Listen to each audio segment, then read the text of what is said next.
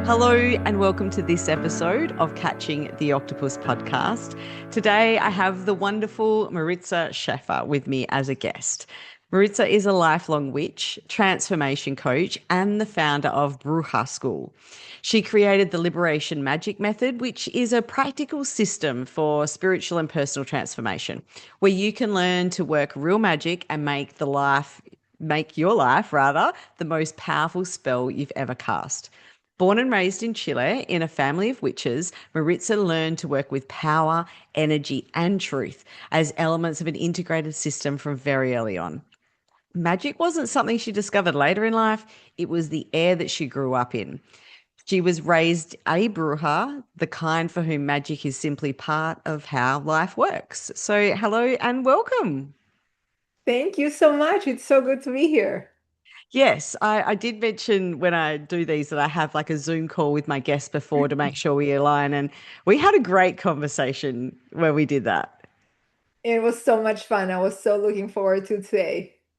Yeah, I do. I really have enjoyed working with some of the solo episodes that I've done. But when I connect with a guest, it's just a different level of energy that it brings.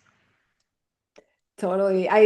I'm a firm believer that anything relevant in our lives happens in community. And so connecting with other people is one of my favorite things to do. Yeah. And I think some of the questions we're going to go through today will kind of touch on that, touch on also how we can connect with community, but also connect with ourselves, because that's really important too, isn't it? Oh my God, 100%. I think that like if you're not truly connected to yourself, when you try to connect to somebody else, what are you showing up with? Like, what are you bringing? What are you offering? How are you going to be if you don't even know about Yeah. yourself? You know what I mean? So, Yeah. yeah, that's totally true. And I talk a bit about when we're learning about ourselves as well, learning about the things that are innate and the things that are programmed. And so I just want to touch on the word witch and witchcraft. So I've got a whole episode on that if anyone wants to go back and check that out. But that word has such stigma attached to it, right? But it's just a word. 100%. It's just a word, and the reason that it is such a loaded term is because when you think that witches are scary and witches are dangerous, you are correct if your fear is that the system that we're living in the industrialized West is under threat by witches. In other words, I believe it's a bit of a political issue in that a witch is simply a wise woman or a wise person, right? It can be a man as well, but usually a woman, excuse me, that has a lot of connection to herself, to spirit, to ways of living that are very abundant and in solidarity and connection to healing ways. And when somebody is really empowered in themselves in that way, they cannot be sold crap that they don't need, for starters, Yep. right? Yes. And they cannot be told that they don't matter. They cannot be oppressed, if you will, or trapped in systems that don't serve them. Mind you, we are all trapped in systems that don't serve us. Nobody escapes it, but some of Mm. us are way more aware of that and have way more tricks, if you will, to work around them. And so I think that that's literally why witches have been, quote, demonized or been, turned into like this negative thing that's like evil or like the old hag or ugly or whatever. Because if women specifically, but people in general, were truly connected to this internal power, the entire charade would collapse. And Yeah. so, yes, they have been made to seem scary, but not for the reasons that you think, is what I would say about that. And from the research I've done, it's not extensive, so feel free to correct me if I get any of this wrong, but the whole idea of a witch as well is what they kind of used to create some of these systems because they needed to disempower women. And so from what I've learnt, back in the time where they were burning witches at the stake, they were burning healers and midwives and people that were in the community helping everyone else, but they were also bringing in doctors and male physicians. And so they needed to eliminate the competition there. And they also had different property ownership rights. So if a woman owned property, then if she was a witch and we burned her, we got to acquire her property. And so there's all this creation of this falsity that was used to build the system. And then they've gone, great, we'll just perpetuate this and we'll keep this so that we can keep suppressing these men and women, but predominantly women, that have these really strong, intuitive, caring, healing gifts. Because, like you said, they're going to break the system. We can't have them breaking the system, right? Correct. And they're not going to be hoarding all the resources, like the situation that we have right now, where three white guys are hoarding literally everything that should be distributed amongst the whole planet. That would have never happened with, women in charge, because it's just like that's just it's not systematic, it's not systemically ingrained in our brains. I mean, there are some women that are super greedy and some women that, of course there's all kinds of humans of all genders. And I think that the patriarchy is to a large extent to be blamed for the demonization of witches for exactly the reasons that you're describing, right? It has nothing to do with good or evil, or who is going to have a good path in life, if you will. It has everything to do with access to resources, to power.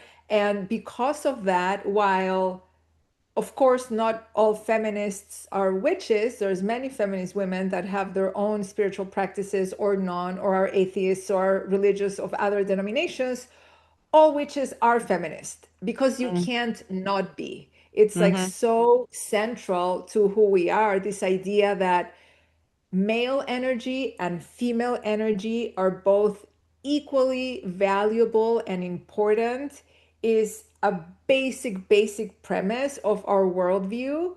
And that's all that feminism is. It's like, hey, let's stop oppressing women and acting like they're worthless. That's it. It's not complicated. Yeah, and look, from my history, when I look back over my life, I had a lot of internalized misogyny. So I can understand where women sit when they're in that space. I get it because I was there. And so again, no judgment. But once you shift past that and you have that broader view and you look and you go, hey, this kind of isn't working for me either. Like, yes, if I'm as a white woman, I'm still above colored men and women and Asia. So I'm still up here in the hierarchy. Doesn't still mean that I'm getting an equal slice of the pie. And I think for me, feminism with the word, yes, it's empowering and giving more opportunities and an equal space for women.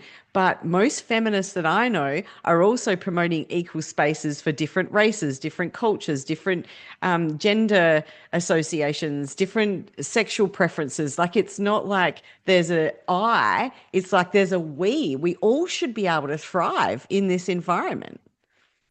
Correct. Absolutely. And I mean, I think that's the bottom line in terms of anybody who's working for the common good and the work that us witches do. That's the overlap, right? Like I genuinely believe that nobody can be fully free until we're all fully free. And so we're heading in that direction. That doesn't mean that I personally, as an individual, don't feel freer than I did 20 years ago because of my Right. circumstances have changed, or I've done internal work or whatever. But that direction of travel will always be aspirational as long as we have systemic things that are getting in the way of true access and equity and solidarity and all of the good things that I think when we really stop to think about them, I don't know any human who's opposed to that. Like nobody thinks that's a bad idea. I do believe that some of us have convinced ourselves that, yeah, we are for that when it's obvious that our actions have a totally opposite impact, but that's neither here nor there. Yeah. And look, even men suffer under the system. Like even though they Oh, sit at the top, especially white men, they have a lot more privilege than anyone else if we're looking at the segregation of different types of people. But even though they have that privilege, doesn't mean they're not being harmed by the system. 100%. And I think that the inability to see that is a huge part of what gets in the way for real transformation. Like Mm, life is not a zero-sum game, right? Like it's not about some of us are winning and some of us are losing, and it can only be that way. That is a total illusion and a very persistent one that keeps us convinced that we can't really do things any other way. And that if mm, you're doing better, I might be doing worse. Or that if I um, worry about other people, then I'm not going to be focusing on my own well being or success. And like the list of lies that we just take for granted as truths in our daily lives mm, is so long and so detailed that when we pause for a moment to think them through, it gets really overwhelming and kind of hilarious. It's every mm, single thing that we're building our entire existences on right now in this kind of culture that we inhabit is so not durable, so not profound, so not true, mm. right? That any second now, the whole thing could crumble. And in fact, it is, as we can all observe at the moment. Like this is gotten to a point, I believe, where like ideas that 20, 30 years ago were considered totally fringe, totally radical, all of a sudden it's on the cover of the New York Times that Yeah. this system is completely unsustainable, that something has got to give, that democracy is not working as we want it to work, and people just about had it. And like we go through, right, the economy, like what you were talking about in terms of like rights for people, all of the things, the way we're set up is absolute BS. And as such, it's crumbling now. And that's super exciting if you want to be optimistic about it. And Yeah. also, so incredibly difficult for individuals that live through the transition, right? It's just like a really hard time for humans from that Mm. perspective. Yeah, and look, if we can, you mentioned New York, and if we can get more Mayor Mamdamis, then we would have. And I really hope, when you have like this vision of someone and you think they're a great person and something comes out from left field about some scandal, I really cross my fingers nothing does with him. I don't think it will, because at the moment I just see him in the scheme of leaders around the world. He's just top tier on, I feel, the way that he views he can't make everything equal, but the way he's like, hang on, we need to do a bit of Robin Hood here. We need to take a little bit from you because we need to give a little bit down here. And I think we don't have to remove the wealth hierarchical structures if that's what they want, but just take the excess, to be able to make it a bit more fair and increase the standard of living for most of us. Oh my God, absolutely. I mean, two comments on that. First of all, I had no idea this was going to turn so political. My apologies or not. So fun. Um, I believe genuinely that billionaires are a policy failure. As Mm, a community, as the people that are governed, we should decide that that should not happen. There's mm-hmm. nothing a billionaire has done that is actually worth that much, right? This idea Yeah. that you do a particular job or you engage in some labor and you're compensated appropriately. These people are not being compensated appropriately. They're being compensated insanely inappropriately, right? And so why are we letting this happen? Mm. Period. And I have no problem with money. I think that people should make money. People should make tons of money. Everybody Same. should accumulate wealth and look after themselves and have a fabulous life. And there's obscene extremes of everything. And so Yes. that's where I have the issue. And speaking of obscene extremes, you were talking about, I hope no scandal comes up. And I'm like, I agree. I think Mamdani is doing a great job. I'm a big fan. And we're all human, right? And so it's Yes. like, whatever potential skeletons he might have in the closet, I actually don't really care because I'm expecting humans to human, right? Like I I'm love that expecting, perspective. Yeah. yeah, like leaders, like everybody else, are gonna do stupid things and they're gonna have to pay the consequences or not. And like, I don't have a problem with that. My problem is when we allow other leaders that are mostly skeletons in the closet, not naming any Mm-hmm. names, we all can imagine who I'm referring to, Mm-hmm. and so little vision, so little concern for the people, so little any quality of leadership, and somehow it's okay. We're in this ride where that is happening. And so, and all the scandals, I mean, like a litany, like the list goes on and on to no Mm-hmm. consequence, right? So then we come back to this idea of who holds power. Power really only means the ability to do something, right? The ability to make something happen. And as Yep. humans, we should have the power to make happen a kind of society where, like, hey, you're going to make mistakes because you're human, and you're going to be held accountable because the community deserves it. And then we're all going to move on because nobody should be paying for their mistakes for the rest of their lives. That makes no Yep. sense. But also, you can't just get away with doing whatever the hell you want at the expense of everybody else and have it be okay. And today, that is how it works. Yeah. So, of course, this needs to be totally transformed sooner rather than later, hopefully, right? Yeah, yeah. And look, I must admit, I'm in Australia, so I'm not really connected to American politics. However, in when one particular leader got elected within the American system, I actually cried. Like it made me so sad to think that that character of person could be put into a position that they were put into. However, seeing what they're doing or they've done gives me hope because that's what opened my eyes to the systems that need changing and the patriarchal elements that are in there and the conditioning that I was given over my lifetime through the movies, through society, and the expectations that were placed on me. And so, even though that made me sad back then, I didn't see any light. I think now I don't want to use the word grateful because I'm not grateful. I don't like that people are being harmed in this whole process, but I can see the purpose probably is more where I'm going because it needs to be completely brought out into the open so everyone can see it clearly or majority can before it can be dismantled, right? 100%. And that's what I was referring to earlier, Naomi, is like this idea that this isn't working. And I'm kind of excited that more and more people are starting to realize that it's not working because then we have more collective power to do something about it.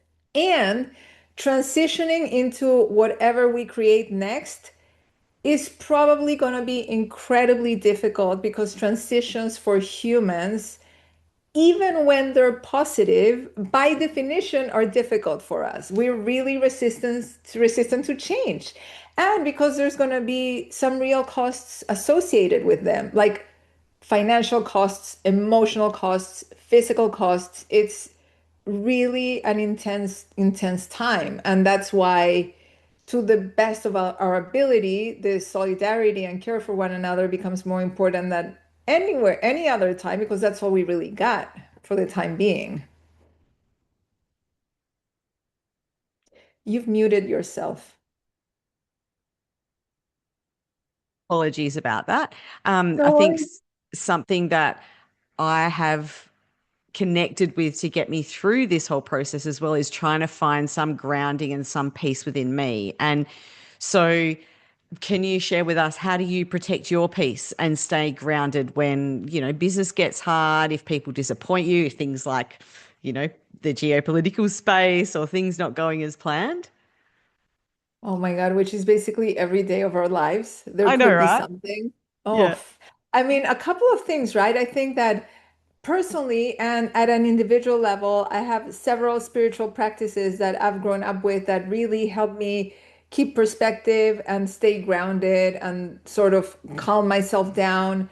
Um, and before I calm myself down, fully feel the feelings, because I think that a lot of our challenge as individuals in terms of how do we keep ourselves going is that we believe that we need to have our act together all the time, that we shouldn't be raging or we shouldn't be wailing or we shouldn't be grieving. And I believe that that is a super toxic, damaging idea. I believe that We need to be available for and allow ourselves to feel the full spectrum of emotions so that we don't get emotionally constipated, if you will.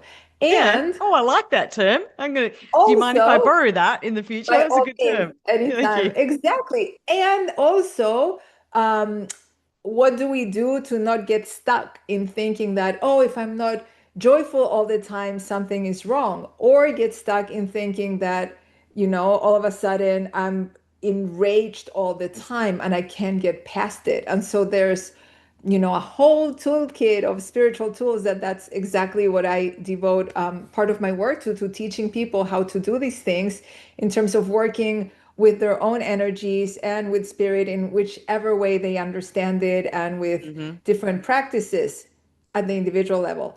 And also at the collective level, I think that the most challenging piece of the times that we're living through right now is that in modern society, we are so isolated and disconnected from each other.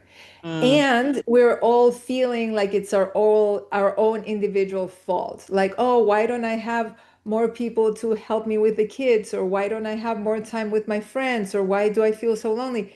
Because we designed it that way. We're all in that boat together. And so many of the institutions and structures that gave us that sense of community are crumbling right now. And so I Yeah. think that for me is both pieces, right? Like, what am I doing to take care of myself? And I work my magic. I meditate, I cast spells, I read the tarot, I journal. I teach a whole program that's like 3 months long on all the things that you can do.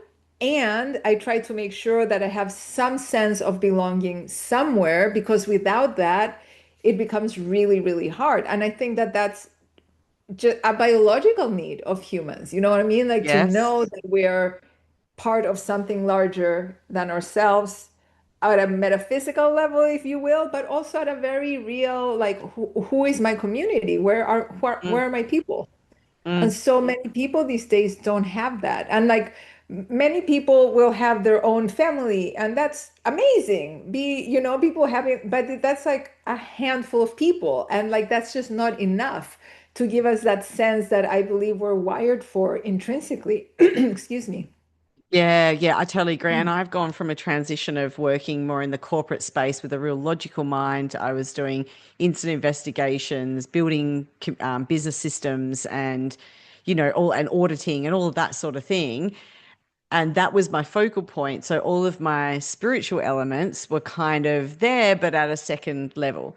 And now I've moved Mhm. into business. The spiritual elements have come through, and it was a transition for me as well. On okay, well, who's my like you said, who's my people? Because I couldn't have those conversations with the industry I was in because people would think I was crazy, right? And didn't know what I was on about. Yet I hadn't had the ability to make the contacts I needed to build the community around supporting who I am intrinsically. And so that's really super important to find that. And the catch 22 about that is that when you're in an environment that you feel is not very welcoming, say in a corporate environment, is not really, you feel it's not really appropriate to talk about spirituality, a couple of things happen. One is that it may very well be that there's a lot more people like you, but you'll never find each other because you're all afraid of being the first one to put up their hand.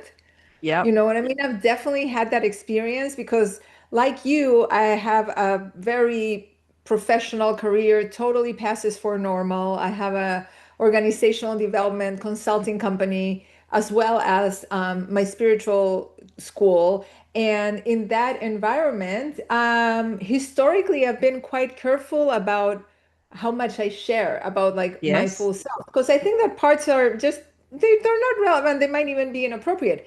But as time goes on and I get to know people and build real relationships, every single one of my organizational clients that for whatever reason ended up hearing or finding out about Bruja School were like, what? Oh my God, tell me more. Like, Yeah. people are so compelled because we all have that real thirst for purpose, meaning, transcendence, connection. And some of us never explore it and are a little bit in denial about it, and that's totally fine. But many people, when given a tiny little opening will be so relieved and so excited to not be the only ones. And yes, some people are gonna look at you sideways and be like, what a weirdo. And that's okay too, you know? But Mm. I think that more and more people are feeling more comfortable again because when we all have this mask on of the super productive corporate person, we're keeping upholding the system that really wants us dead. And so the more we realize, what the F am I doing? The more comfortable we become expressing the fact that this is not working. And I think that I'm not alone in it, you know? I was going to say that we circled right back to what we started talking about in the first place, the systems that are built to keep us functioning in a way that we're programmed to function in. And we all tend to do it. And this is kind of where I said before, there's no judgment for people that haven't been able to see different elements yet, that can only see the systems, because we've all been in that space, and well, most of us, and we've been there, or we've complied with that. Like when I am in corporate, like you said, I put my corporate identity on and I go. And a couple of years ago, I did a presentation for the sport industry, and I was doing it around humanizing safety. So yes, we've got our stats, but what about the human element?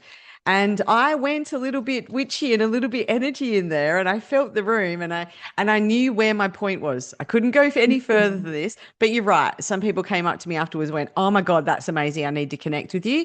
And some kind of did roll their eyes. And I was like, "Well, hopefully there's some value in here, but yeah, you're not my tribe. That's fine." Exactly. Like, not everything is for everyone, and that's totally fine. But I think the more we feel comfortable speaking our own truths, the more we help one another find that path as well, right? And I think that for so many people, a lot of it is very, very valid fear. It's like, I need to make a living, I need to pay the mortgage, I need to feed my kids. I can't risk it. And I'm Yeah. 100% understanding and totally makes sense. And also, the more some of us find some tiny little cracks where we can get through and start making more space, the easier it's going to become for all of us. But like, we're in it right now. I think there's no doubt that at a global level, this is a time of transition. Like, everything that has been semi-working or seemingly working for a while is no longer, and nobody really has any clue what's going to emerge next. And we're all hoping it's a good thing and playing whack-a-mole with trying different things and different ways of connecting with people, different ways of making a living, different ways of resisting systems that are oppressive, but also knowing at the same time that we're totally dependent on them, and we're just, one day at a time trying to figure it out. Like, that's anybody that has it all sorted out does not have my trust. Yeah.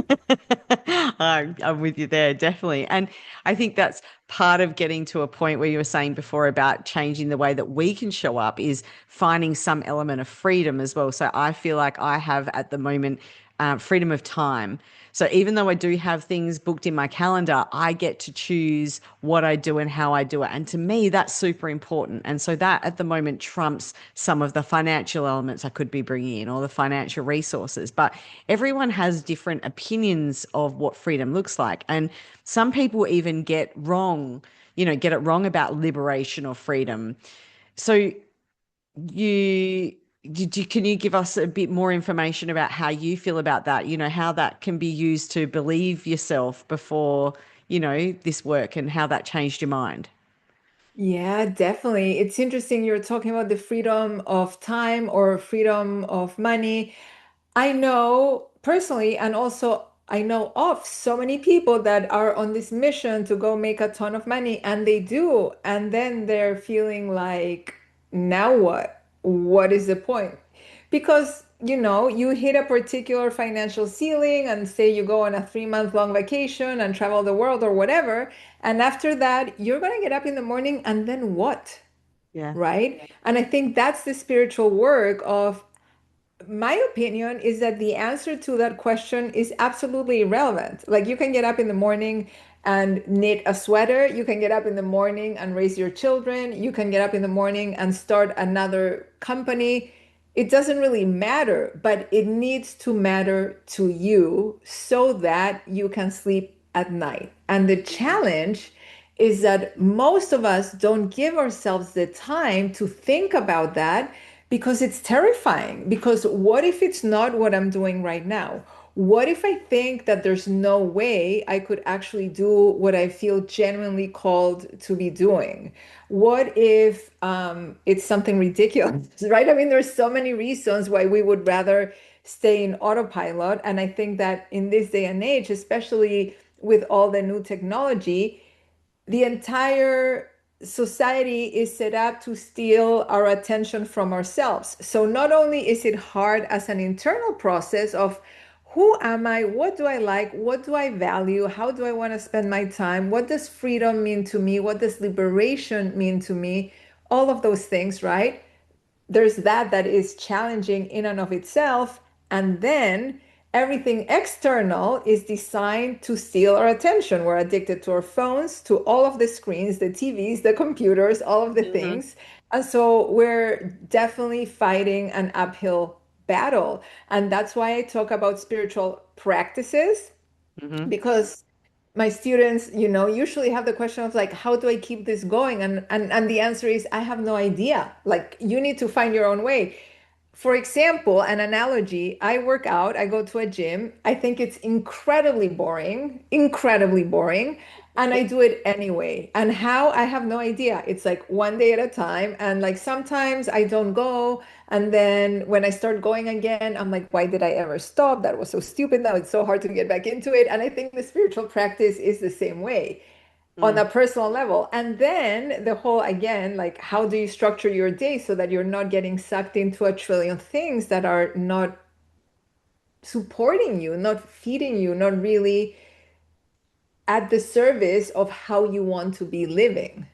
Mm, and that's the thing. I think we forget that we are living, and we fall into sometimes this function or this space of just functioning, and that can help us get really stuck. Right. So if someone listening right now might feel stuck, if that's in a relationship or a job or even maybe a version of themselves like that they've outgrown, what's one piece of maybe liberation magic that they could practice this week? I think, as this is going to sound a little bit nuts, but just write it out with me and trust me on this one. When you get up in the morning, go outside and move. Yep. It doesn't have to be a workout. It doesn't have to be a long walk. I just want you to remember that you're part of the physical and natural world, and that you're an embodied animal, and your physicality, especially for people that work at desks, right? And again, it doesn't have to be like any sort of workout routine. I just want you to remember what it feels like to be in your body in this world, and sit down by yourself in silence for 3 minutes. See what happens. Hopefully, over time, give yourself more time to hear yourself think, or not hear yourself think if you get really good at it.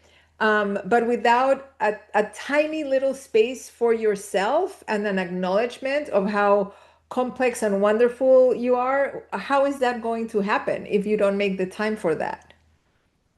Thank you for sharing that, because one of the important things for me to do, I can't do it every morning, but I do it probably 99% of the time, is once I've got up and had my breakfast, I take my dogs down to the dog park and we walk around the park. And that, coming out of that corporate space and into my own world, and for me, that now has become such an important part of my routine.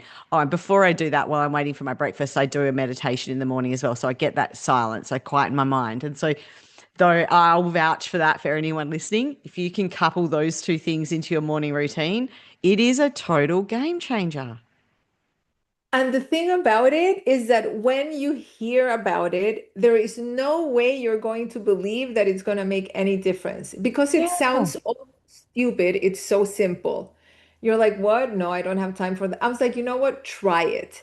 A lot of the spiritual practice and a lot of life in general really is that the experience of something cannot be replicated or truly captured by the description of it, or by hearing about it or reading about it. It's like, just try it and see what happens, you know?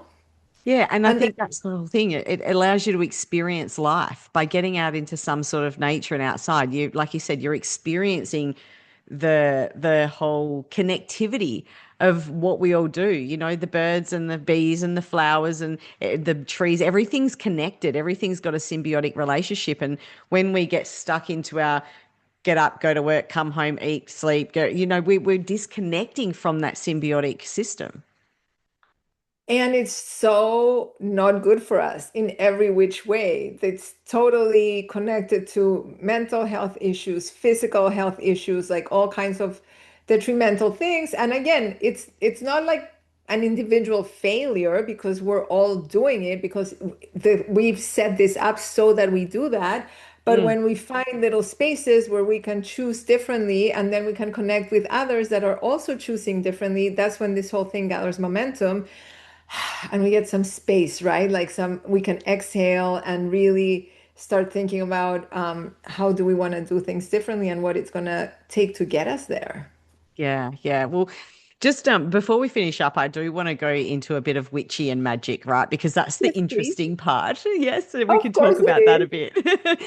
Of Now, course. with myself, I probably could call myself a witch. I don't do a lot of practices that I wouldn't probably call myself a practicing everyday witch, but I do. You know what? Probably would now that I think about it. Anyway, what I was trying to say is there's some things that I do that when I'm doing them, I'm very conscious when I'm dealing with energy because I play with energy a lot, right? And that's just what Yeah. magic and witchy stuff is. It's playing with energy. And when I play with energy, I'm very conscious that whatever I'm intending and wherever my intention sits, it's not at the detriment or the harm of another person, and because I don't want that to come back to me. And so I see sometimes these witchy spells about putting people in a freezer and putting their photo on the bottom of their shoes so that they're above them. And if people want to do that, I'm not judging. But for me personally, that feels risky because that's manipulating energy to have adverse effects for others. What are your thoughts on that? Yeah, look, I mean, in terms of magic and witchiness, if you will, like you just said, it's all about knowing how to work with energy and how to transform reality. I define magic as the craft of transforming reality, and it's super straightforward. Like things are a particular way, and I would like them to be a very different way, and there are things that I can do in order to make that happen. And so part of it is energetic, part of it is physical, part of it is mental, part of it is emotional. And so that takes a bunch of skills like awareness and relaxation and focus and concentration and choice and a bunch of other things, which is like literally what I teach people. Because when you realize, I think that the most surprising thing for students of liberation magic, at least specifically, is when they realize that nothing that I teach they really didn't know. They just Yeah. were never able to put it together, right? Nobody, it's kind of having a bunch of ingredients, but not knowing how to work the recipe. Because we all have access to our intuition. We all have the capacity to focus and concentrate and make choices and work with our own energy and relax ourselves. And we're all capable of thinking through our problems. Like all of the tools, we're all capable of sitting in silence and listening to ourselves. We're all capable of altering our state of consciousness and reaching different aspects of ourselves so that we can get access to new information. Like all of the witchy things are not available to, and I mean, like some of us are more talented or more gifted, but it's available to everybody. And that's what's so fabulous in my opinion about magic, that when quote people, that think of themselves as like regular people learn to work magic and then it works and then they get the result, it's like seeing their like 7-year-old version come out because like their eyes lit up and they're like, holy cow, that worked, this is amazing, and now I know how to do it. And I'm like, uh-huh, it's a thing, it's been a thing. That's why, back to the beginning of our conversation, I mean, that's why it's been hidden and oppressed and demonized, Yep. because it's your path to liberation, like knowing how to do all these things and having Mm. that spiritual practice and that spiritual connection. Well, So to your point of, working on other people and all that, I, you know what you're saying, like put somebody on the freezer or do this or do that. I think that those are practices that are useful, but they're a very small piece if you do that and you don't know how to work energy, if you don't know how to work with your own intention, how to focus your own attention, it may or may not work, and you will never really understand how to get results consistently because you don't know what Mm. you're doing, Hmm. right? And so I think that I'm I'm like, yeah, there's some, people might be, oh, do you have a spell for this? And I'm like, well, yeah, I can give you a generic spell for that, but it's really powerful when it's for you. And it Yeah. can only be as unique as you are because energy, everybody's energy imprint is so unique to ourselves. And what might be blocking that or interfering with that is so unique that giving you some generic thing. And I'm not saying that doesn't work. There's some baseline stuff that we all need that could definitely be powerful, but that's just the tip of the iceberg, right? That's just the Mm. beginning of exploring how to work with energy. Yeah, yeah, no, definitely right. And I think one thing with prosperity magic is one of the things that I find that works for me is clearing.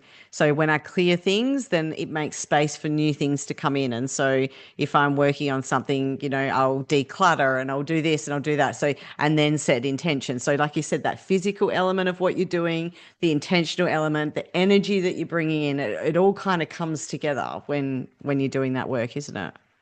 Right, right. And that's why it's available to everybody, but you need to know how to do it. And that's what's exciting about, getting more and more people interested in connecting with their spiritual lives and learning how to work with energy and how to work magic and cast spells, which is basically basic rituals to make things happen. That's it. So Mm, mm.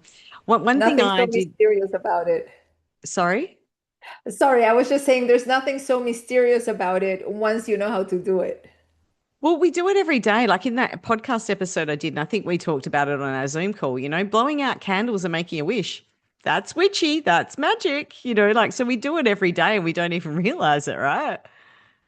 Yeah, there's rituals that have become totally socially acceptable, kind of randomly, and then others that we think are scary for some reason. And that's when you really think it through, it becomes really funny. It's like, okay, well, yeah, I don't know what to tell you really. Well, one of the things that I do tend to do quite often is ward my name. So I don't know if anyone has, the listeners have had experience with that, but I do find, especially when being in the public space, like I post on socials every day and things like that, I know that I'm not going to be everyone's cup of tea. And I also know how energy works, and I want to protect myself from being the object of their negativity. And so I do a little ritual on warding my name. Do you have any hints and tips on that for me or the listeners? Sorry, Naomi, on what your name? Oh, sorry, warding my name. So I'll actually do a little intention setting. So I'll say anyone that speaks my name, speaks ill of me, or has any negative intentions they want to send my way gets transformed into health, wealth, and abundance in everything that I do. Beautiful. That's Yeah. awesome. So, yeah, just Yeah, I mean, a super, I have what I call the essentials of spiritual wellness, which are purification, grounding, and protection. So first, there's some actions that you take to sort of clear the energy, and like mhm. anything that might be negative or sticky or not yours, like get it out of your space energetically, and then really connecting to the energy of the universe and the energy of the earth and feeling yourself rooted in place literally in the physical space that you're in. And then once you're filled with that heavenly celestial energy and that energy from the earth, you can expand it out and have visualize a sphere, if you will, like a bubble around you that's allowing in all the good things, everything that you want to attract, and keeps out, like you were saying, anything that's negative or not meant for you or that you don't need or that you don't want. And so that exercise with practice can literally, I mean, if you have a leisurely morning, by all means, take like a long time and bask in it. And if you're rushing out the door, you can literally do it in a minute or 3 minutes. And Yes. it really changes how the day goes for you. Sorry, But hang like on. we said earlier, that's also, it's gonna sound like, I don't know about that. Just try it. Just try it and see how you go. And look, that's how I got into my energy work. I remember I was at a Tony Robbins event actually online, and he brought out a gentleman called Master Stephen Coe, who's involved with pranic healing. And he told us all, and this is online over Zoom, told us all to close our eyes and put our hands out in front of us. And then he said, "What can you sense?" And I could feel energy going across my palm. So I opened my eyes, and he was just doing a figure eight with his finger, right? And I'm like, that's interesting. And so then when I started playing, I'm like, what, how can I feel that? Oh, because everything's connected. But at the time, my mind wasn't as open. And so then I started doing experiments. Like I had this experiment where I'll speak anger and feel it into one hand and love into the other. And I show people then how words and feelings can translate into things and how that feels in your palms. And so I love the way you say that, because for me, everything's an experiment. My logical mind's still there going, are you sure? And so, like you said, try it, give it a period of time, and then you can say to yourself, yeah, that works for me. Or not everything works for everyone, right? You might go, no, that one's not for me. Yeah. Exactly, exactly. I know of people that cannot sit in meditation because they feel that their thoughts start racing and they get more stressed out about it. And so their practices involve movement because they really need to move through the energy. And that's fantastic. But it took them trying different things to really figure out, okay, so what's going to be my thing? What's actually most suited to support me, which is going to be different for every person. So I love this idea of keeping an open mind and being experimental. And I think that when people think that magic is not real, I'm thinking it's because you've A, never tried it, or B, didn't know how to do it because it's real and it works every time like a charm. But you Mm. have to work it, right? And so that's the catch, of course. Mm. And just one more thing as well that I'd like to note, and I'm sure you're the same because I can feel your energy, is there's a lot of misconceptions that when people go into using again the stigma with witch and witchcraft and magic, that it comes from some evil energy source. Now, for me, I only work with purity and positivity and feel like it's a connection from source, environment, God, for what some people would refer to in that element. And I think when you sit in that, you can feel when it feels comfortable and know you're in the right space. That would be the same as some of the work that you would do, I imagine, as well. It's not just for the people out there that are going, oh no, that's the devil's work. It's not actually that, right? Yeah, the devil is a very specific construct that comes from a Christian tradition that has nothing to do with anything that I know about. So it's let me think of an analogy. It's kind of like saying, where can you buy oranges in the moon, on the moon? Like what? To me, like the devil and witches is like an orange market on the moon. It's like that unrelated. And again, it's been linked because of the reasons that we already covered that are political in nature. I do believe that there's benevolent energies on Earth, and I do believe that there's evil energies on Earth because look at what we are doing, Mm-hmm. right? There's plenty of evidence for both. There's plenty of evidence for love and prosperity and generosity and solidarity and abundance. And there's plenty of evidence, unfortunately, for hate and anger and cruelty and violence and greed and poverty and all of the other things. I think that when I work energy to make a transformation happen, there's only two ways to do it. You can either increase positive energy or decrease negative energy. That's it. And so depending on the situation, sometimes it makes more sense to focus on the good and make it more, right? If you will, like Yep. increase it. And sometimes it's about removing the blockages. And either way, it works and it depends on the situation. But like the devil, like with the horns and the tail, as I imagine you're picturing, is like a non-starter in a conversation with a witch. We're like, what? No.